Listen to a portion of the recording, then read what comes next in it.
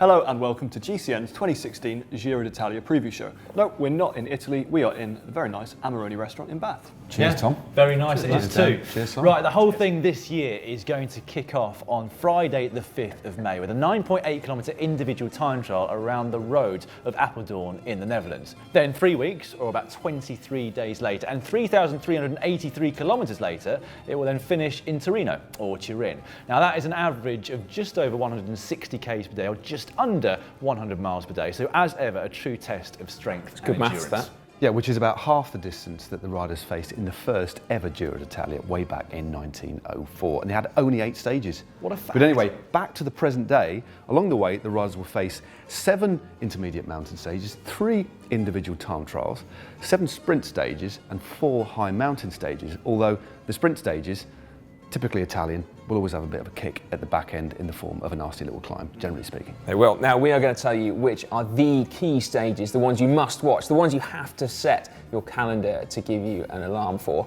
But first, let's check out some of the star-studded field that this race has attracted this year. Before we get right into that though, you may have noticed that Simon is wearing a very nice Well, yeah, thank you very much, Giro Tom. d'Italia Pulled out all the stops today. Still waiting for mine. available at shop.globalcyclingnetwork.com. Oh, Yeah, you just great need to plug, buy it, Tom. mate. Yeah, well, we might have to head there to get one, I think. I think you should. Last year's winner Alberto Contador will not be here to defend his title, focusing his efforts instead on the Tour de France. And the same can be said for Fabio Aru, last year's runner-up. But that doesn't mean the field won't be short of talent. Oh no.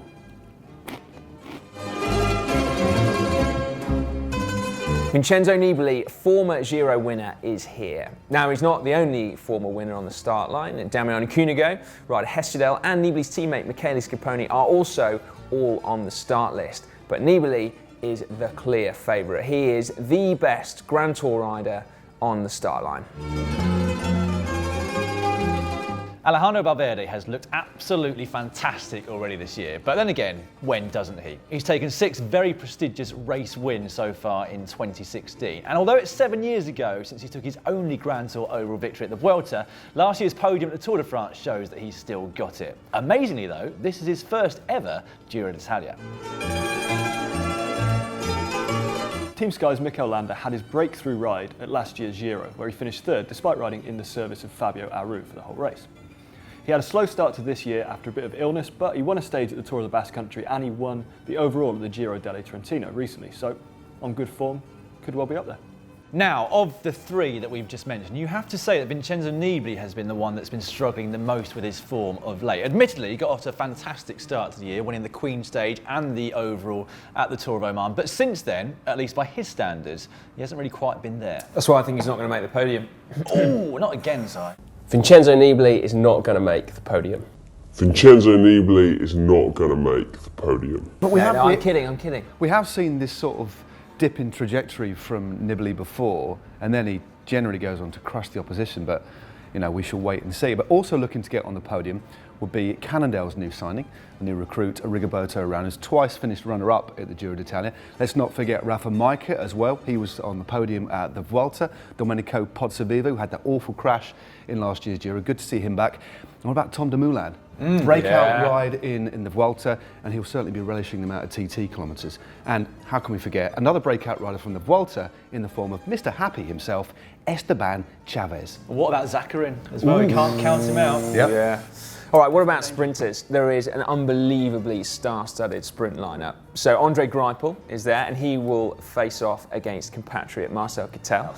But then there's also the likes of Arnaud Démare, and then home riders, we've got Elia Viviani, Sasha Modolo, we've got Giacomo Nizzolo, and Matteo Palucchi as well. And then possibly the person I'm most looking forward to seeing how he fares is young Caleb Ewan. Yeah. Second Grand Tour. 21 years of age Can he get more aero when he sprints? I don't think it's All these possible. questions are going to be answered. I think he's going to take a stage win. I'll put it right out put it there. out there. One of the early ones as well. The list of potential stage winners doesn't end there though. You know, the flat and rolling stages, you've got guys like Philippe Gilbert, pending his broken finger. Fabian Cancellara, it's his last season as a pro. He's not raced the Giro since 2009, so expect to see him up there.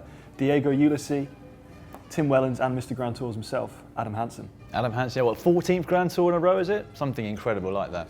He must be thinking, oh, not another one. Not another one. Surely I think I've he done loves enough it now. Yeah. What, anyway, presumably? Cracking field. But I've got a couple of stats about the people within the field. So the oldest rider is Matteo Tossato riding for Tinkoff. So he will turn 42 during the race itself. not that old, This mate, is his 13th participation at the Giro. On the other hand, Frenchman Jean-Christophe Perrault, who you remember was on the podium at the Tour a couple of years ago, he's 39, and this is his debut at the race. Also making his debut is Daniel Martinez. He's the youngest rider on the start line. He turned 20 just a couple of months ago. That is He's riding really for young. Southeast Venezuela, and as you said, Si, that is very young to ride a Incredibly Grand young. Tour. On to the route. Now, predictably, the opening 3 stages in the Netherlands are predominantly flat. In fact, they don't go above, thanks Dan, they don't go above 100 metres above sea level, but that doesn't mean that they're going to be boring, nor will they lack impact on the race. No, so the first stage, the time trial, will set the race's hierarchy, and local rider Tom Dumoulin is definitely going to want to be in pink after that. Then the next 2 road stages could see some crosswind action. Saw it in the Tour, didn't we? so. We did. The first climbing action of the race isn't until stage 6. And they actually face a climb they haven't done since 1992. It's called the Roccarazzano, 7.5 kilometres long, averages 6.2%, so it could be pretty tough, really. And not even Matteo Tossato will have ridden that climb. Indeed. Well, a hilly 40k individual time trial will definitely shake up the general classification on stage 9.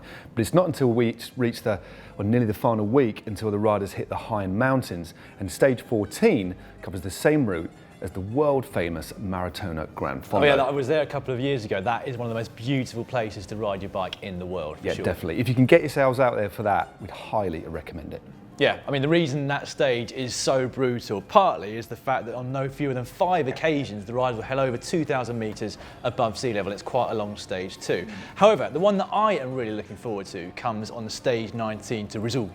And that's partly because it goes over the highest point of the race, the Colla dell'Agnello, at 2,744 metres above sea level, which is really, well, it's high, isn't it? It's pretty high. That's very really high. high. Now, the official stats say that it's 22.4 kilometres at an average gradient of 6.5%, which is long on its own.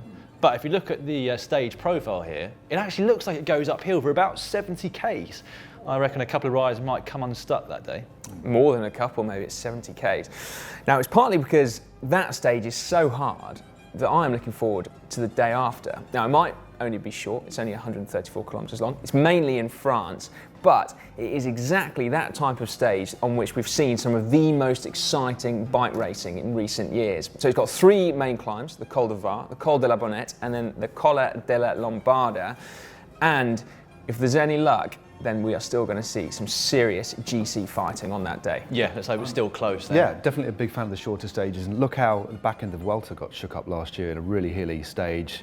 At the back end, very, very short stages equal action. Well, I'm a bit nervous about this, but it's time for our predictions. Right, guys, cards on the table. I'll go first. Vincenzo Nibali. When his back's against the wall, he generally delivers. And this year is looking for redemption. We've seen this trajectory before. He will deliver.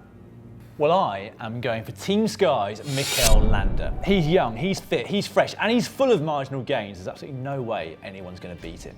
Tom Dumoulin. Now, he had his breakthrough GC ride at the Vuelta in 2015, and I know that he needs to prove himself once again, but I think this Giro d'Italia could just suit him. I'm going to put it out there and say Sergei Fursunov. Who? Races for Gazprom. He won the Settimana Coppi e Bartoli. He won the Giro della Appennino, and he was 4th in the Giro della Trentino. No one's heard of him, but could well. Good shout, Lance. Very good shout. Can I have a cheeky outsider? Am I allowed one? No. As a chaser? No, we should wrap this up. Who's your chaser? Who's your chaser? He's got a part-time job as a Chris Froome impersonator, Ilnur Zakarin of Katusha. Watch out for that dude. I think we mentioned him earlier on, but he's my secondary tip. Well, I hope you are all now just as excited about the first Grand Tour of the year as we are. We will be out there on the ground mostly throughout the race, so if you do see us, make sure you come and say hi. Yeah, and in the comment section, just leave some feedback in relation to what kind of content you'd like to see shot at the Giro. I'd be really interested to see what you guys have got to say. Yeah, and in the meantime, before the race starts, why not check out our old Giro playlist where we have all the content that we shot at the race last year, and there's some great stuff in there.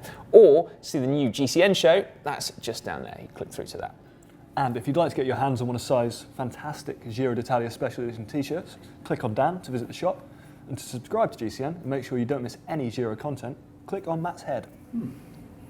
Whoa, looks like a globe now. I know.